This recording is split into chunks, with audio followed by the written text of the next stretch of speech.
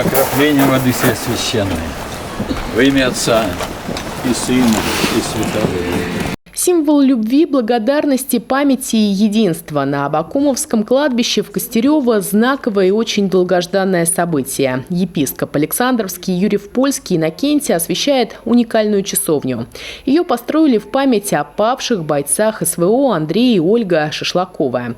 2 года назад на этом кладбище они похоронили сына. Тимофей погиб в зоне проведения специальной военной операции. Просто вот они посчитали важным, что для их сына, воина Тимофея, или для любого другого воина, который здесь будет погребен, и даже вообще для каждого человека, это малый храм Божий, выполнен прекрасно, в красивых формах древних, с замечательными мозаиками, профессионально набранными. Строить часовню на кладбище, где похоронен сын, Ольга и Андрей начали на деньги, которые им были выплачены в качестве компенсации за гибель Тимофея.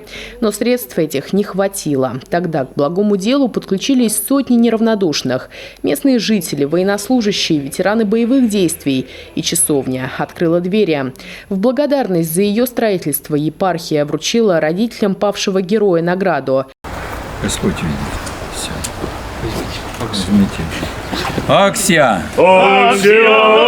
Такая часовня в память о павших бойцах в зоне проведения специальной военной операции пока в России единственная. Открыта она будет для всех желающих.